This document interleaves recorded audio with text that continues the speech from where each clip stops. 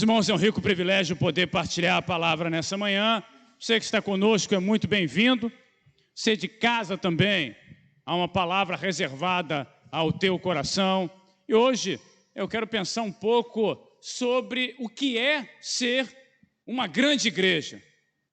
Porque muitas vezes nós confundimos templo com igreja. Você está lá num grande templo, você fala, eu estou aqui no meio de uma grande igreja. Mas será que um grande templo, ele acomoda uma grande igreja? Nem sempre. Porque o ser igreja, ele é muito para além do estar no templo, do fazer parte da vida religiosa de uma congregação.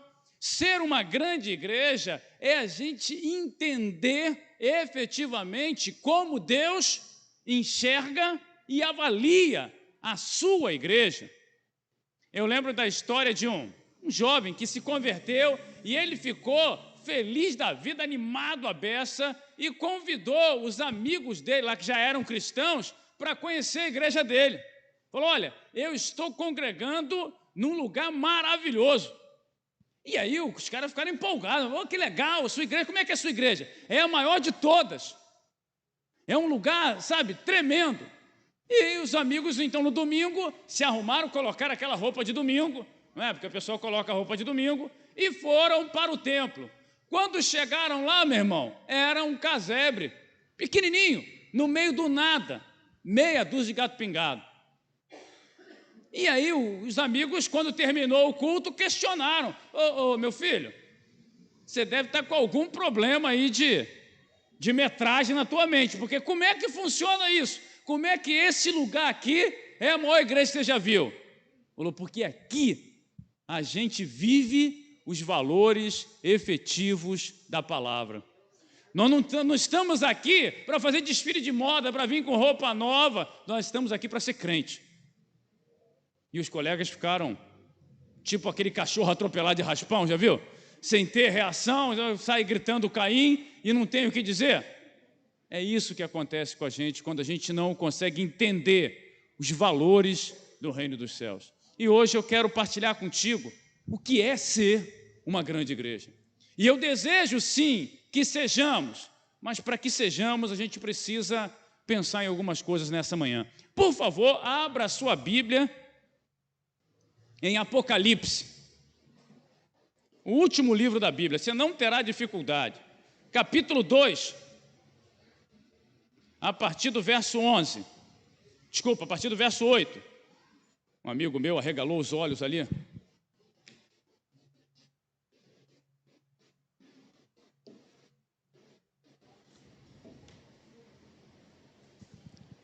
Apocalipse, capítulo 2, a partir do verso número 11.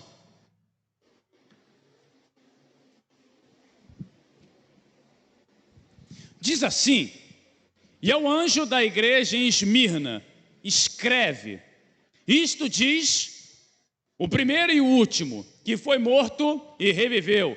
Conheço as tuas obras e tribulação, e a pobreza, mas tu és rico, e a blasfêmia dos que se dizem judeus, e não são, mas são sinagoga de Satanás. Nada temas das coisas que há de padecer.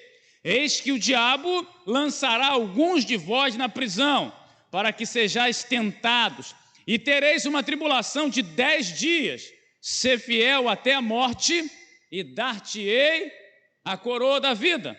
Quem tem ouvidos, ouça o que o Espírito diz às igrejas. O que vencer não receberá o dano da segunda morte. Meu Senhor, obrigado pela tua palavra, pela verdade nela expressa, e aqui estamos, Deus, de coração íntegro na tua presença, ouvindo a tua voz e desejando, Deus, ser construídos, edificados pela tua palavra, como igreja tua, igreja firme, igreja que vive os valores do evangelho, igreja que é uma bênção para a sua geração, igreja que não negocia valores eternos. Fala conosco, Deus, em nome de Jesus, amém. Meus irmãos, o texto, ele É uma carta que o próprio Jesus escreve à igreja que está em Esmirna. E é uma igreja que talvez seja a menor de todas lá no Novo Testamento, a mais, menos relevante para os homens. No entanto, quando o Senhor a avalia, Ele ensina a mim e a você o que é ser uma grande igreja. E a primeira coisa que eu vejo nesse texto é que se nós queremos ser uma igreja, segundo aquilo que o Senhor nos ensina, precisamos... Isso, Jesus. Pensei que era um celular tocando, estou me assusto agora. Se nós queremos ser essa grande igreja que o Senhor nos instrui a ser, primeiro, a gente tem que entender que tudo começa, vive e reina com Jesus. Se não for assim, a gente não cresce como igreja, gente.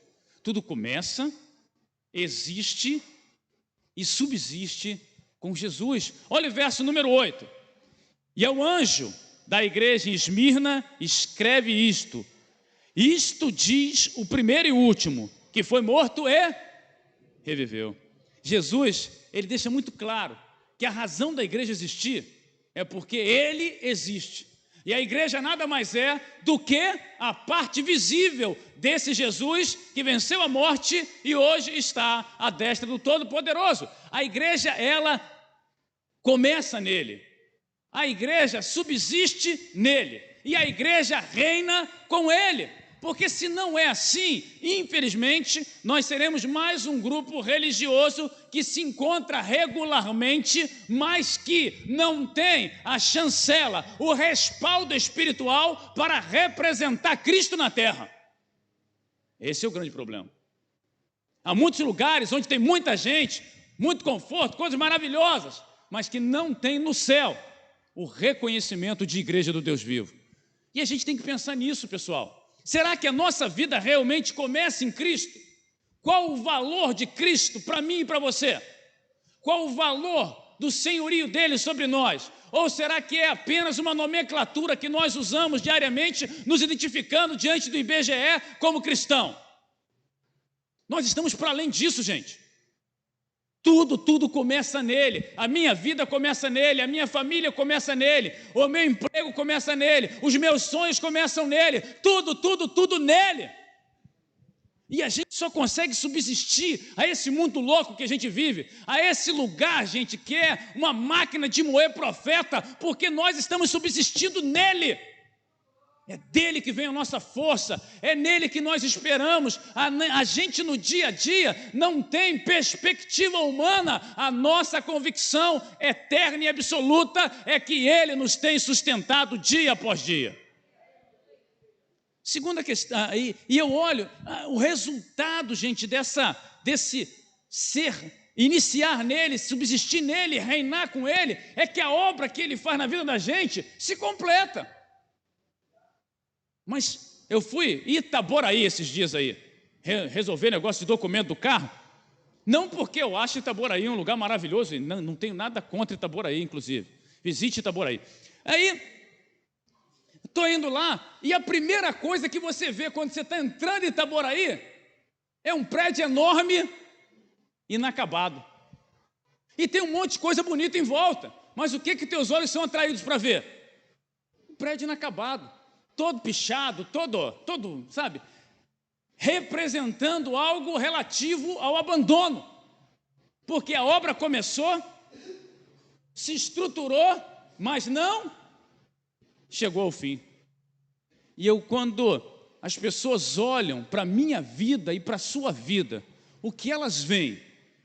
Uma obra que está sendo tocada por Jesus Cristo e logo terá êxito no seu final, um esqueleto abandonado de alguma coisa que podia ser algo. O que as pessoas veem na gente? Me mata isso, o crente começa e para, vou fazer um curso, aí ele começa o curso, para o curso, vou comprar uma casa, ele para no meio, não paga mais prestação, entrega a casa, comprei um carro agora, e aí parei de pagar, tomaram o meu carro. Gente, o cara casa um dia, descasa 3 meses depois. Como é que funciona isso, pessoal? Que tipo de igreja nós somos, se esse esqueleto ridículo tem sido visto dia após dia pelo mundo, e só reforça a ideia de que Cristo não está na igreja? Como é que funciona isso? É preciso, gente, que a gente comece e acabe, porque Paulo fala em Filipenses 1,6: estou plenamente convicto que aquele que começou a boa obra em vós é fiel para completá-la até o dia de Jesus Cristo. E se a obra dele não se completa na minha vida, eu estou fazendo dele mentiroso. E de Deus não se zomba. Ser uma grande igreja, gente, demanda entender que tudo se inicia nele, subsiste nele e dura para sempre nele. O Senhor não faz nada para acabar. O Senhor cria o que é eterno. Ser uma grande igreja exige da gente também, verso número 9: conheço as tuas obras e a tribulação e pobreza, mas tu és rico, e a blasfêmia dos que se dizem judeus e não são, mas são sinagoga de Satanás. Essa grande igreja enfrenta suas lutas no Senhor. Esse é o nosso desafio, meu irmão. A igreja Esmirna, ela só tem elogio, não tem repreensão, mas está num processo, meu irmão, afundado em tribulação. Como é que funciona isso? A gente acha, pastor, estou vivendo sendo a vontade de Deus, eu vou passear no jardim do Éden. Meu irmão, é deserto, é luta, é prova, é dificuldade.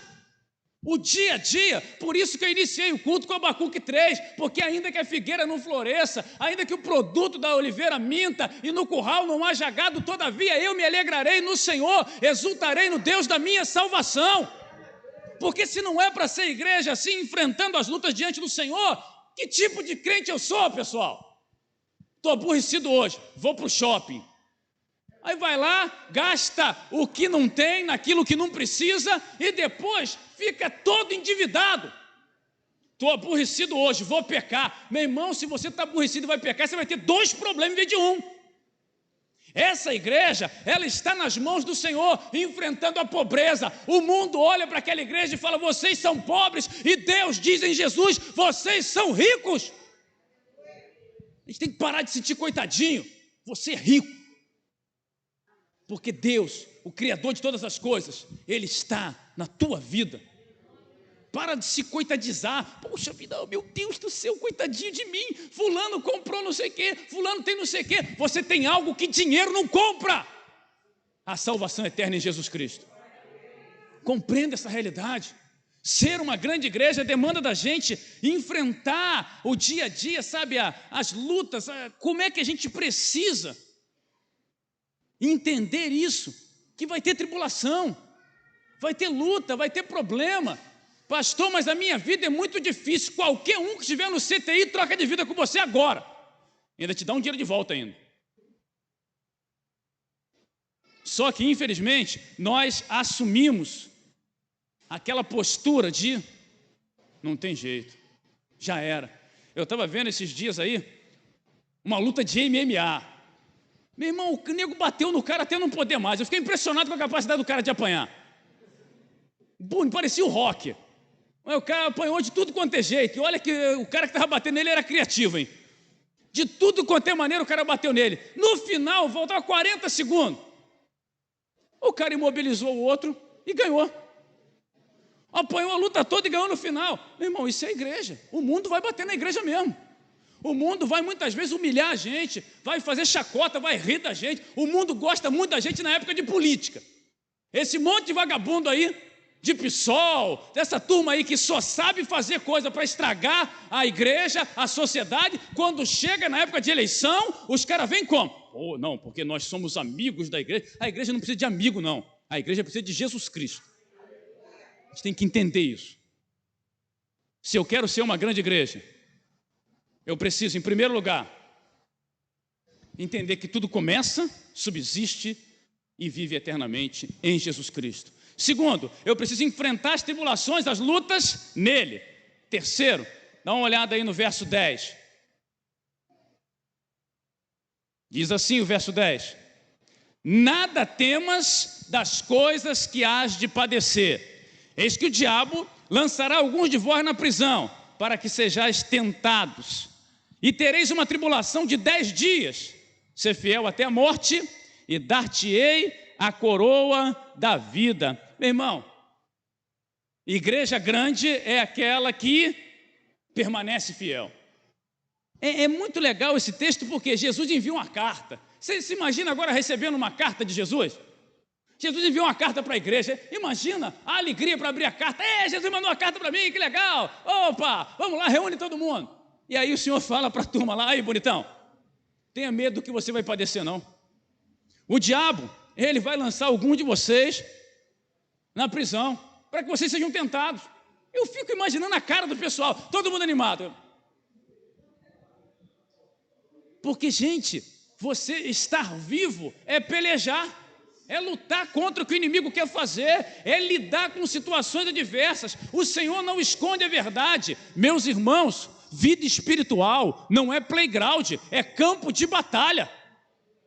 Vida espiritual tem a ver com a gente enfrentar o que tem para hoje. Nós não temos medo porque nós sabemos a quem somos fiéis.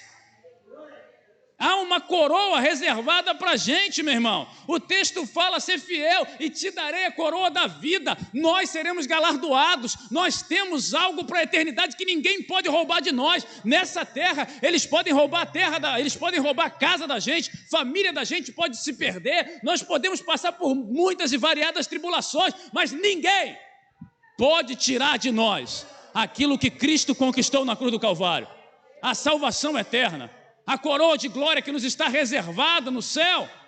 E é por isso que nós enfrentamos os problemas. É por isso que a gente se dá com o dia a dia, com aquilo que tem acontecido. Nós não recuamos. As tribulações vêm e nós as enfrentamos sim, em nome do Senhor, sendo fiéis a Ele. Nós sabemos que muitas vezes o diabo vai se levantar, mas nós não vamos enfraquecer na nossa busca, nós não vamos minorizar a dependência que temos do Senhor, ainda que haja prisão. O texto fala sobre prisão, sobre tentação, tribulação, mas o texto termina com uma palavra de encorajamento do Senhor: ser fiel. Até quando? Até a morte. Não adianta ser fiel uma semana, gente. Esse é o problema. A gente tem um projeto de fidelidade uma semana. Pastor, essa semana eu orei, eu jejuei, sabe, eu preguei, eu fiz. Parabéns. E semana que vem vai fazer o quê? Vai voltar para a velha vida? Não adianta. Porque a pior coisa que tem, gente, é você se identificar como algo e não ser. Eu sou cristão. Será que é mesmo? Ou tem se identificado só para envergonhar o Evangelho? Pastor, cristão é muito difícil. E para que escolheu essa vida para você então? Resultado todo mundo tem, todo mundo quer. E o trabalho, quem tem? Temos aqui conosco o pastor André. Alguém quanto mais malhador. Todo mundo quer o resultado dele. Mas quanto estão dispostos a malhar como ele malha? Não entendi a risada. Não estou entendendo. Eu vou até tomar um gole d'água.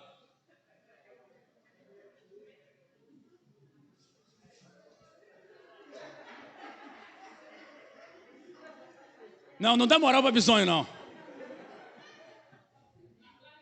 Atrás de Amaury. Aí sim. Muito bem. Pessoal, mas é isso, a gente olha para o cara começou a malhar, o cara está todo inchadinho. Aí qual a pergunta que o cara faz? Está tomando o quê? Meu irmão, o cara está lá pegando peso igual um maluco, todo dolorido. Você pergunta o que ele está tomando? Gente, resultado todo mundo quer. Todo mundo quer ir para o céu. Mas quem quer ser crente? Quem quer viver a Bíblia na terra? Quem quer se posicionar? E assumir posição, meu irmão, é desagradável, porque te expõe. Mas Jesus não se expôs, não foi parar na cruz.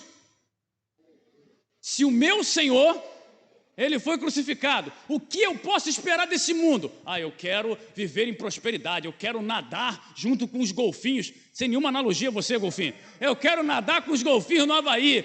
Não, você vai ter guerra, é luta, é tribulação, e os momentos bons, aproveita com quem te ama. Aproveita. Porque tem uns caras malucos também, né? Passa tribulação com a mulher, come farinha com água, come angu 30 anos e quando melhora de vida larga a mulher. Você, infelizmente, é uma vergonha. Tem que falar a verdade para você. Nós precisamos, gente, passar pelas tribulações e manter a integridade. Ser íntegro. não se corromper, porque as possibilidades estão aí. E o texto ele se encerra no verso 11. Olha o verso 11 aí. Quem tem ouvidos, ouça o que o Espírito diz às igrejas. O que vencer não receberá o dano da segunda morte. A igreja grande de fato, a grande igreja, ela venceu a morte. Ela não tem medo de nada mais. E o que me preocupa hoje é o medo da morte da gente. Pessoal, quanto medo. Quanto medo. Pastor, está perigoso, né, pastor? Eu não entendo, que tanto perigo é esse? Ah, pastor, vir para a igreja está perigoso, porque o coronavírus... Gente, quero chamar a tua atenção para uma coisa. Ninguém vive de verdade se não tem uma boa razão pela qual daria a sua vida. Infelizmente, as pessoas hoje não querem dar a sua vida. Eu sempre falo do café da manhã, daqueles que dão o resto e daqueles que estão comprometidos. O pastor reuniu a igreja para um café da manhã. Eu vou ensinar vocês hoje o que é compromisso. E aí, de entrada, não é? Um ovo, porque ovo com bacon ali, um ovozinho, bacon, não sei o quê, leite, tá, queijo, tudo molhado. O pessoal chegou na mesa e falou, E se convidar o pessoal para o café da manhã, vem todo mundo. Aí fica pequeno. Mas, e aí, quando chegou lá, o pessoal olhou, e aí o pastor perguntou, quem aqui nessa mesa estava comprometido de fato com esse café da manhã? E aí o cara virou e falou assim, a galinha, olha o ovo aí. E aí o pastor falou, não. A galinha colocou o ovo e seguiu a vida dela. Foi embora. Você está vendo a galinha aqui? Não. O outro falou, então foi a vaca, porque a vaca deu o leite, o queijo e a manteiga. E o pastor falou, não. A vaca deu tudo isso sim, mas seguiu a vida dela. E ele falou, o único que estava comprometido aqui com esse café da manhã era o porco. Esse bacon que você está vendo aí, ele deu a vida. Você só está comprometido com Cristo quando você dá a vida a Ele. E se você não deu a sua vida a Cristo ainda, faça isso hoje. Porque não adianta nada esse mimimizinho, eu gosto de louvor, eu gosto muito de ir não sei aonde, eu comprei um CD de não sei quem, não adianta. Se você não deu a vida a Cristo, você não é um cristão. E só o será quando assim o fizer. Na manhã de hoje, o Senhor encoraja a gente a se posicionar. Já entregou sua vida a Jesus? Faça isso agora.